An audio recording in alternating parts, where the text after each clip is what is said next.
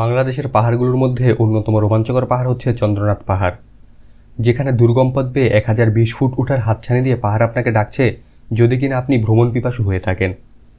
আজকের পর্বে চেষ্টা করব কম খরচে কিভাবে এখানে আসবেন, কোথায় খাবেন, চন্দ্রনাথ পাহাড়ের অপরূপ সৌন্দর্যের পাশাপাশি ভ্রমণের সকল খুঁটিনাটি তথ্য দেওয়ার।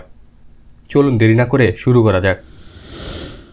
আমরা কম খরচে ভ্রমণটি শেষ করার পরিকল্পনা করি, তাই আমাদের এইবারের ভ্রমণটি শুরু হচ্ছে রাজধানীর কমলাপুর রেলওয়ে স্টেশন থেকে চট্টগ্রাম মেল ট্রেনে করে।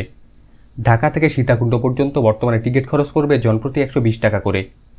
মেল ট্রেনে গেলে অবশ্যই কমলাপুরে এসে ট্রেন আসার সাথে সাথেই সিট ধরতে হবে। পরিবার নিয়ে মেল ট্রেনে না যাওয়াই ভালো হবে।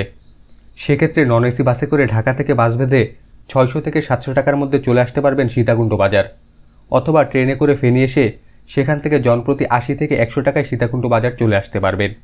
আমাদের ট্রেনটি 45 মিনিটের মতো বিলম্ব করে 12টা 15 মিনিটে কমলাপুর থেকে যাত্রা শুরু করে। আমাদের গ্রুপটি ছিল 7 জনের। অবশ্যই মেল ট্রেনে গেলে দল বেঁধে যাওয়ার চেষ্টা করবেন। আমি বাদে বাকি সবাই এইভাবে ঘুমিয়ে ঘুমিয়ে এসেছে। সকালের আলো ফোটার সাথে সাথে প্রাকৃতিক সৌন্দর্য উপভোগ করতে করতে পৌঁছে যাবেন সীতাকুণ্ড।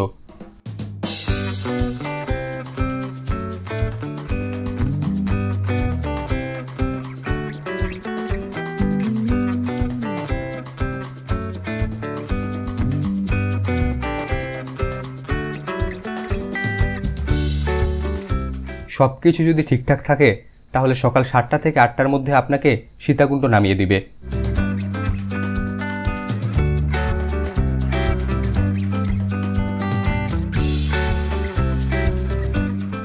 আমরা সীতাকুণ্ড নেমেই প্রথমে চলে যাই সীতাকুণ্ড বাজারে সকালের নাস্তার উদ্দেশ্যে এবং হোটেল বুকিং দিতে। যদি আপনারা না থাকেন তবে হোটেল বুকিং দেওয়ার দরকার নেই। সীতাকুণ্ড রেলওয়ে স্টেশন থেকে চট্টগ্রামের দিকে কয়েক পা এগিয়ে আসলেই চোখে পড়বে রেল ক্রসিং। এখান থেকে পূর্ব দিকে অর্থাৎ বাম দিকের রাস্তাটি চলে গেছে চন্দ্রনাথ পাহাড়ের দিকে, আর পশ্চিম অর্থাৎ ডান দিকের রাস্তাটি চলে গেছে সীতাকুণ্ড বাজারের দিকে। রেল ক্রসিং থেকে সীতাকুণ্ড বাজারের দিকে যেতে কিছু খাবারের হোটেল চোখে পড়বে, এখান থেকে খাবার খেয়ে নিতে পারেন। এই হোটেলগুলোতে খরচ সীতাকুণ্ড বাজারের হোটেলগুলোর চাইতে তুলনামূলক কম। যেখান থেকে খাওয়া দাওয়া করেন না কেন, খাওয়ার আগে দরদাম জেনে নিন। আমরা প্রথম দিন সকালের নাস্তা সীতাকুণ্ড বাজারের একটি হোটেলে করেছিলাম, যেখানে খাবারের দাম খাবারের মানের তুলনায় বেশি মনে হয়েছে আমাদের কাছে। চেষ্টা করবেন ছুটির দিন কিংবা উৎসবের সময় বাদে এখানে আসতে। ছুটি কিংবা উৎসবে আসলে খরচ কয়েক গুণ বেড়ে যাবে। সকালের নাস্তার পর আমরা পায়ে হেঁটেই রওনা দেই চন্দ্রনাথ পাহাড়ের উদ্দেশ্যে। আপনারা চাইলে অটো বা সিএনজিতে করেও আসতে পারেন। সীতাকুণ্ড বাজার কিংবা রেল ক্রসিংয়ের এখান থেকে ভাড়া পড়বে জনপ্রতি 20 টাকা করে। যাওয়ার পথে আমরা পানি এবং খাবার স্যালাইন কিনে নেই।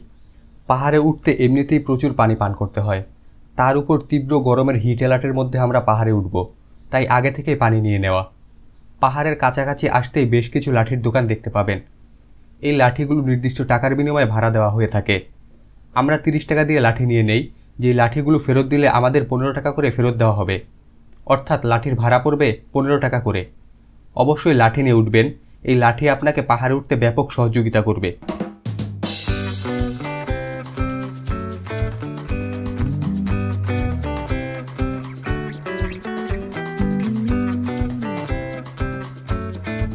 এই স্থান থেকেই মূলত চন্দ্রনাথ পাহাড়ের অভিযান শুরু।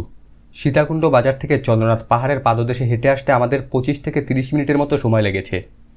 আমরা এখন শুরু করে ফেলেছি আমাদের চন্দ্রনাথ পাহাড়ের মূল মিশন। কিছু দূর আসার পর 2টি রাস্তা দেখতে পাবেন। উঠার সময় যেখানে 2টি রাস্তা দেখবেন সেখান থেকে বাম দিকের রাস্তা দিয়ে যাবেন।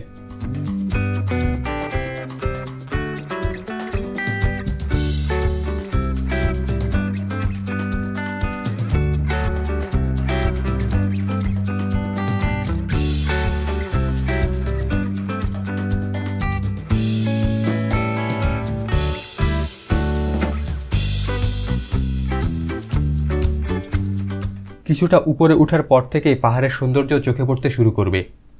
পাহাড়ে ওঠার সময় অবশ্যই সতর্কভাবে পা ফেলবেন এবং ভালো মানের জুতা পরে আসার চেষ্টা করবেন।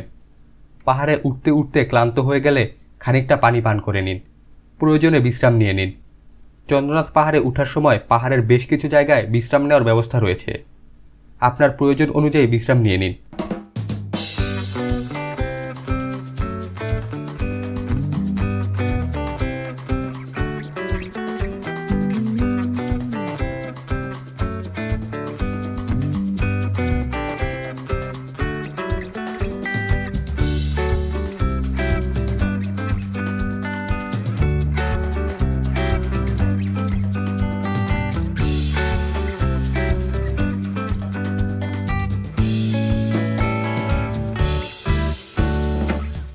চন্দ্রনাথ পাহাড় চট্টগ্রাম জেলার সর্বোচ্চ উঁচু স্থান।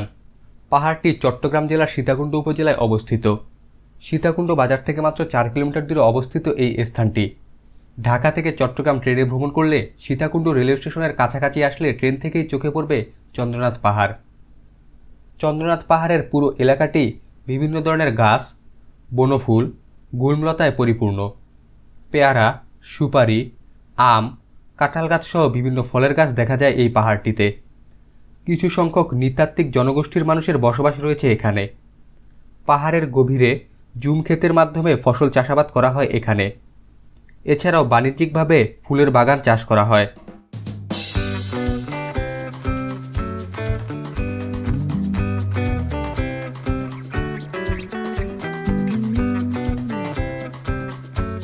বেশ খানিকটা পথ বেয়ে উপরে ওঠার পর চোখে পড়বে বিরূপাক্ষ মন্দির।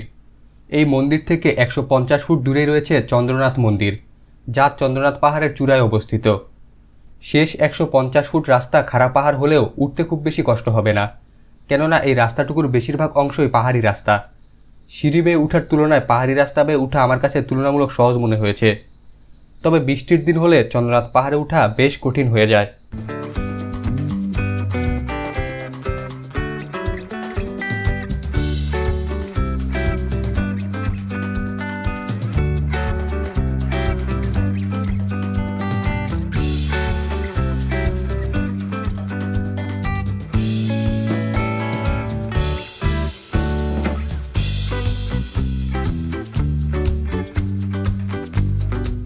অবশেষে আমরা উঠে গেছি চন্দ্রনাথ পাহাড়ের চূড়ায়।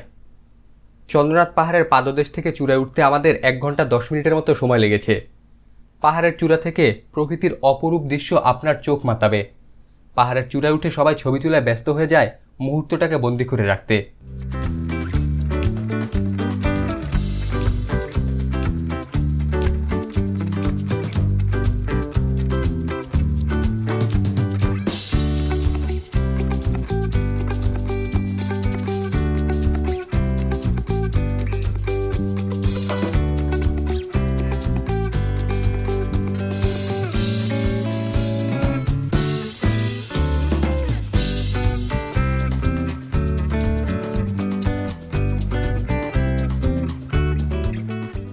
আমরা পাহাড়ের চূড়ায় উঠে খানিকটা বিশ্রাম নিয়ে ছবি তোলার পর্ব শেষ করে নামতে শুরু করি। নামার জন্য চন্দ্রনাথ মন্দির পার হয়ে সামনে আসলে রাস্তা পেয়ে যাবেন।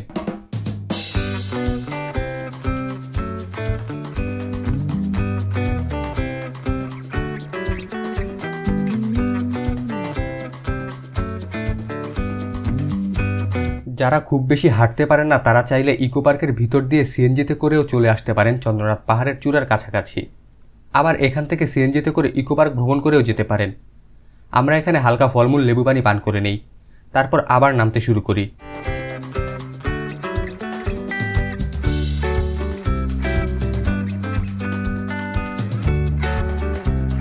সত্যি চন্দ্রনাথ পাহাড় স্রষ্টার এক অপরূপ সৃষ্টি। ভ্রমণে বের না হলে এমন সৌন্দর্য উপভোগের সুযোগ থেকে নিশ্চিতভাবে বঞ্চিত হবেন। তাই বেশি বেশি ভ্রমণের চেষ্টা করুন যদি স্রষ্টার সৃষ্টিকে খুব কাছ থেকে দেখতে চান।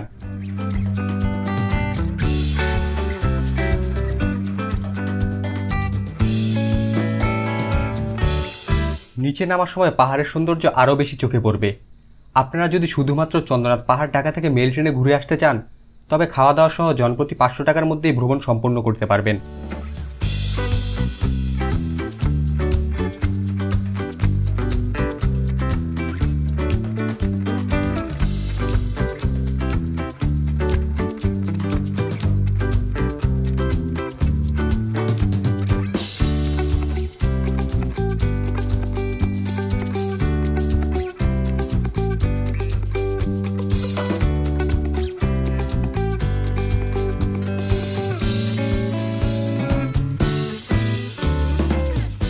আমাদের সীতাকুণ্ড ভ্রমণের সম্পূর্ণ ভিডিওটি খুব শীঘ্রই দেওয়ার চেষ্টা করব, যেখান থেকে 2 দিনের সীতাকুণ্ড ভ্রমণের একটি পূর্ণাঙ্গ ধারণা পাবেন আশা করছি। চন্দ্রনাথ পাহাড় নিয়ে আজকের পর্বটি কেমন লাগলো জানাতে পারেন আপনার মন্তব্য। আজকের মতো এখানেই বিদায় নিচ্ছি।